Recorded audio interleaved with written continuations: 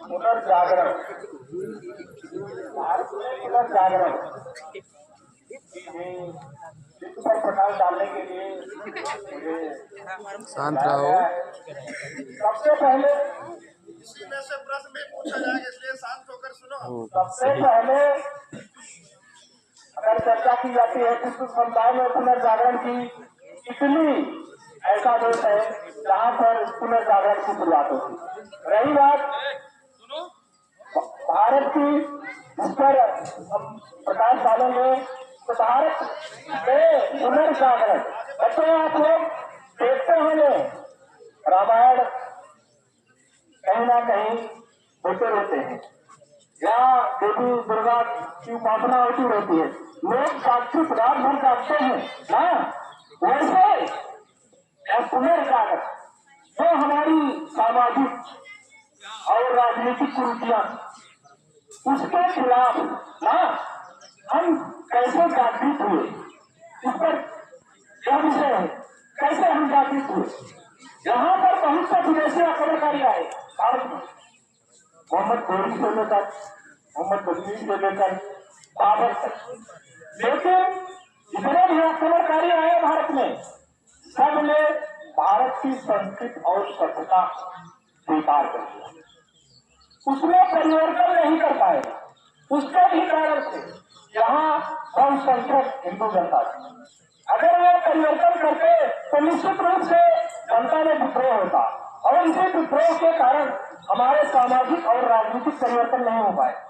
लेकिन जब अंग्रेज भारत में आए तो उन्होंने देखा कि समाज में पढ़े लिखे थे, समाज में कुछ ऐसी व्यवस्थाएं हैं जो निश्चित रूप से मानवता के खिलाफ, जैसे सती प्रथा। सती प्रथा एक ऐसी प्रथा थी जिसमें पति मर जाता था और पत्नी को उसके साथ जिंदा जला दिया। एक कुरीति थी, लेकिन भारत में उस समय इसे स्वीकार किया जाता था। एक सामाजिक परंपरा बनाई गई थी जिसका पालन किया जाता था।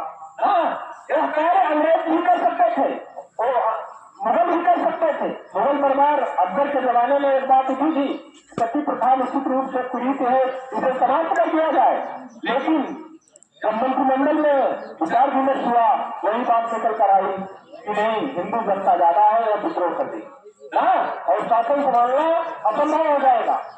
तो अंग्रेजों ने भी सोचा पढ़े लिखे तो ये मानवता के खिलाफ है ना, और धीरे धीरे उसमें कैसे परिवर्तन आया।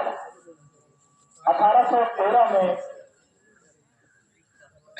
ईसाई धर्म को स्वीकार करने के लिए तथा भारत में शिक्षा पर खर्च करने के लिए 1 लाख रुपए अनुदान दिया ब्रिटिश सरकार ने भारत में, सिर्फ अंग्रेजी शिक्षा पर।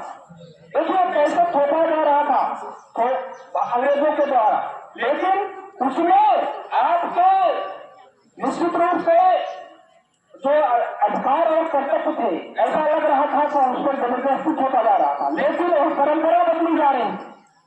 1813 से लेकर 35 तक वह 1 लाख रुपए इस विवाद में पड़ा रहा कि पाश्चात्य शिक्षा दी जाए या प्राच्य शिक्षा दी जाए। यहाँ पर प्राच्य शिक्षा थी, यहाँ पर संस्कृत, फारसी, उर्दू तमाम भाषाओं के माध्यम से शिक्षा दी जाती थी, जबकि अंग्रेजों का विचार था कि वह अंग्रेजी माध्यम से शिक्षा। 1835 में लॉर्ड मैकाले ने अंततः इस व्यवस्था को लागू किया कि भारत में जो है अंग्रेजी माध्यम से शिक्षा दी जाए। तो सती प्रथा की बात हो रही है, अंग्रेजों ने उस पर विरोध लाया।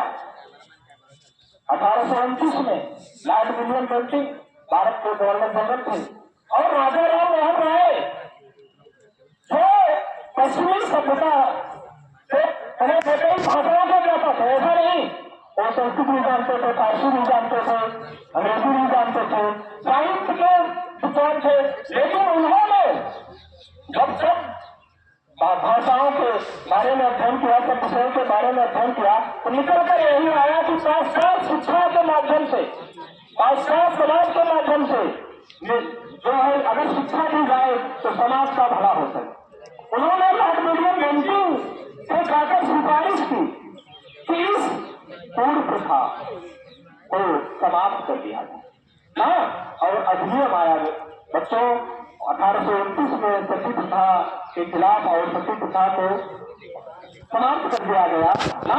अब देखिए राजा राम मोहन राय के विचार उन्होंने तर्क किया बेंटिंग के सामने जाकर कि सर जो है पत्नी मर जाती है, पति मर जाता है और पत्नी को जिंदा लगा दिया जाता है, इसी स्थिति में बच्चे अनाथ हो जाते हैं ना।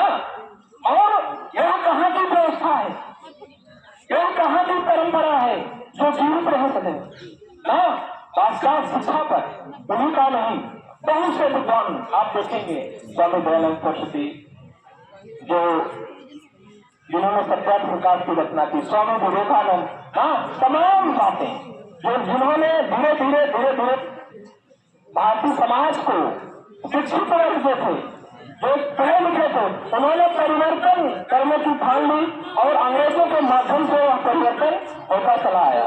और ऐसी स्थिति में पुनर्जागरण जो हमारी चेतना ना सोई हुई थी परंपरा में ना, तो जागृत होकर नए चेतना के साथ फिर से नए नियम कानून को लेकर आई और भारत का धीरे धीरे गति विकास होना शुरू हो गया। आधुनिक भारत में क्रांति हुई 1857 की।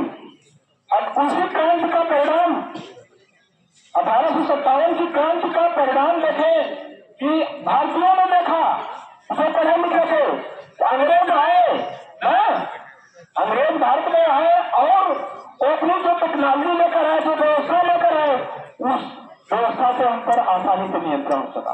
तो निश्चित रूप से हमसे श्रेष्ठ है, इस बात को स्वीकार किया भारतीयों ने और उनके विचारों को, उनकी व्यवस्थाओं को धीरे धीरे जब समाज स्वीकार करने लगा तो परिवर्तन समाज में आता गया। आज हम पुनर्जागरण में इतना ही बोलेंगे, समय थोड़ा समय का अभाव है बच्चों, ठीक है।